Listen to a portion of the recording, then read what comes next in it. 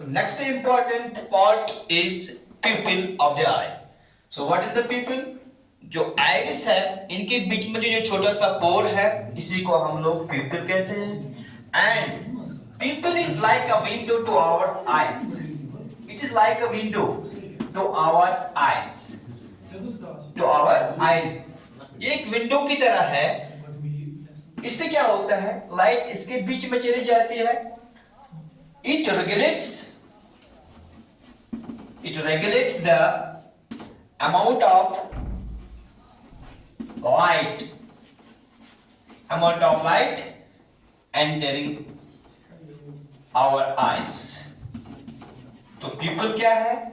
जो आइरिस के बीच में जो गैप है pupil ये एक विंडो की तरह है और ये अमाउंट ऑफ लाइट को रेगुलेट करते हैं कि कितना अमाउंट यहाँ आना चाहिए लाइट का अंदर या किसी according to the condition, according to the light कितनी है, कम है ज्यादा है.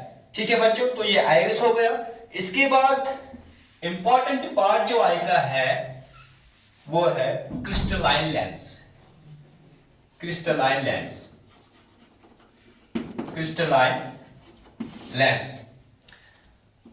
तो आइरिस के पीछे क्रिस्टलाइन लेंस होता है. What is it? It is a biconvex lens. तो अगर आपको पूछेगा कि ह्यूमन आई में कौन सा लेंस होता है, which type of lens, it is बाइकन्वेक्स.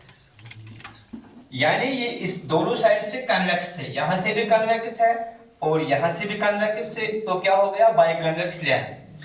और ये बाइकन्वेक्स लेंस क्या करता है? It focuses the light rays.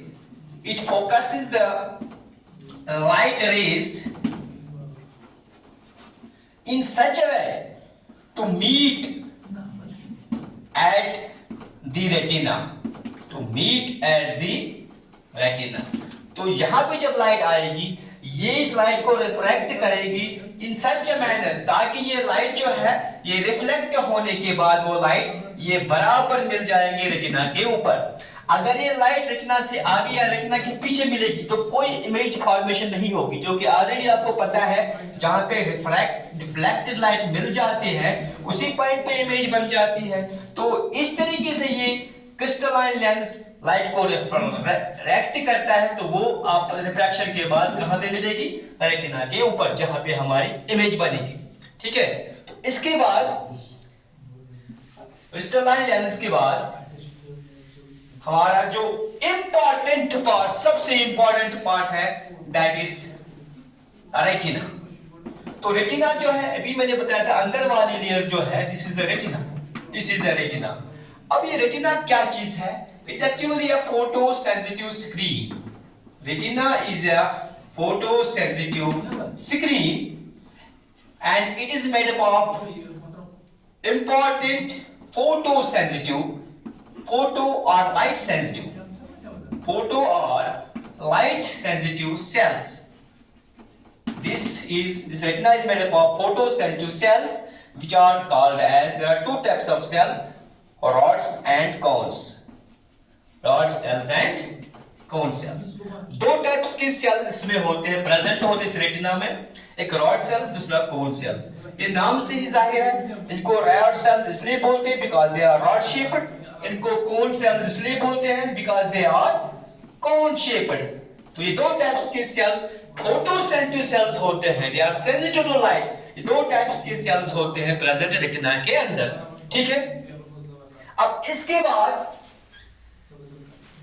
ये फोटोसेंसिटिव सेल्स जो यहां पे होते हैं ये प्रोड्यूस करते हैं इस photo sensitive sales. These produce photocurrents. ये एक सिग्नल प्रोड्यूस करते हैं, फोटो करंट्स प्रोड्यूस करते हैं. और उन फोटो करंट्स का हाल क्या होता है फिर? इसके बाद जो लास्ट जो पार्ट है, इंपॉर्टेंट पार्ट आएगा वो है optic nerve. That is optic nerve. This is the optic nerve here. ये ऑप्टिक नर्व है, ऑप्टिक नर्व. अब ये ऑप्टिक नर्व जो है it is a mixing type of nerve. It's a mixing nerve. ये इन फोटो करंट्स को, जो photo currents produce यहां पे हो गए फोटोसेंसिटिव सेल्स से, these photo currents are carried, these photo currents are carried, the above photo currents, these are carried from brain, from the eye to brain for processing, for its processing, and then returns it back, returns is back to eye,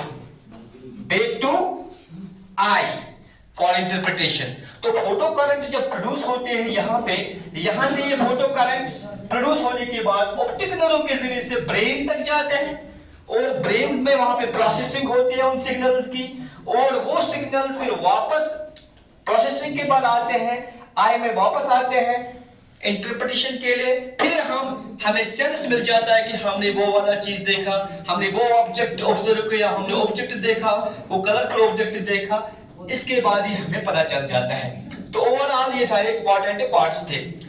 अब यहां पे मैं बताऊंगा ये जो दो types के sales मैंने बताए आपको, पहले रॉड सेल्स, जो रॉड सेल्स होते हैं, these are important, is help us to see in dim light, to see in dim light, ये हमें डिम लाइट में देखने में मदद करते हैं।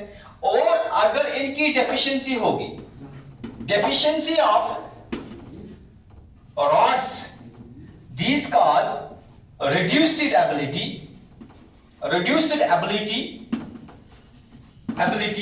to see in the dim light। तो डिम लाइट में हम नहीं देख पाएंगे अच्छी तरीके से अगर इनकी कमी हो जाएगी, ठीक है। नंबर नेक्स्ट, दूसरी टाइप क्या है सेल्स की, फोटोसेंसिटिव सेल्स के, कोन्स। ये कोन सेल्स जो है, these are responsible for color vision। हम लोग बहुत से कलर्ड ऑब्जेक्ट्स होते हैं, तो कलर्स को डिस्टिंग्विश इनकी मदद से हम कर पाते हैं, कोन्स की मदद से। अगर इनकी डेफिशिएंसी होगी तो deficiency of cone cells, what happens, this cause a reduced ability to see the colors। तो कलर्स को हम सही से डिस्टिंग्विश नहीं कर पाएंगे अगर इनकी कमी हो जाएगी, ठीक है। Now another important point and you must know about it, what is that? देखिए ये पॉइंट जो है यहाँ पे, जहां पे ऑप्टिक नर्व स्प्रेड हो रहा है इस रेटिना के ऊपर, ये point, the point where the optic nerve spreads over this retina, this point is called as blind spot। This is called as blind spot क्योंकि यहां पे there are no photosensitive cells। Photosensitive cell जो है यहां पे absent होती है, तो इसीलिए यहां पे no image is formed, no image is formed at this point, at this spot where the optic nerve spreads over this retina, the rod and cone cells are absent and hence no image formation occurs। This point is called as blind spot, ठीक है। You may be asked in the examination this point। And another important region, another important spot, the spot on the retina opposite to this lens, biconvex lens, this lens, जहां पे present होती है photosensitive sales भी यहां पे present होती है, इसको बोलते हैं yellow spot. Yellow spot the region, the spot opposite to the lens, क्योंकि यहां पे एक्चुअली लाइट रेज मीट हो रही है और यहां पे फोटोसेंसिटिव सेल्स भी प्रेजेंट है, यहां पे फोटोसेंसिटिव सेल्स भी प्रेजेंट है और इसीलिए यहां पे इमेज फॉर्मेशन भी होती है। Image is formed here, image is formed here, ठीक है। तो जब इमेज बनेगी फिर वो फोटो का करंट जनरेट होके जाएंगे ऑप्टिक नर्व से ब्रेन तक, ब्रेन में प्रोसेसिंग होगी और वापस इंफॉर्मेशन आएगी आई तक और फिर हम इंटरप्रेट करेंगे, हमने वो वाली इमेज देखी, ये वाली इमेज देखी, ठीक है बच्चों। इसके बाद छोटा सा एक टॉपिक हम डिस्कस करेंगे, that's about care of eyes. Care of eyes, care of eyes. देखिए सबसे पहला चीज, आंखें बहुत इंपॉर्टेंट चीजें हैं, इसके बगैर हम देख ही नहीं पाएंगे कुछ, इसलिए हमें अपने आंखों की हिफाजत की बहुत जरूरत है। सो these points you must know. Number one, if advised, use suitable spectacles. Use suitable spectacles. तो इसके रिलेटेड बहुत से डिसऑर्डर्स होते हैं जो कि डॉक्टर आपको टेस्ट के बाद बोलेगा कि ये वाला स्पेक्टेकल आप इस पावर का लेंस, आप इस पावर का लेंस आप स्पेक्टेकल्स आप यूज करो, जो कि आपको करना है। तो इंपॉर्टेंट। नंबर सेकंड,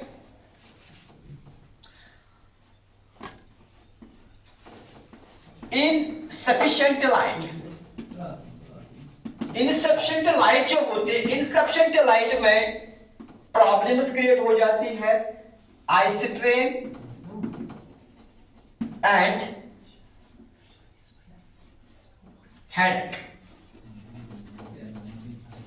तो अगर लाइट बहुत कम है तो बहुत कम लाइट में हमें पढ़ना वढ़ना नहीं चाहिए, क्योंकि उससे क्या प्रॉब्लम्स हो सकती है, हेडेक एंड आई स्ट्रेन। ठीक है।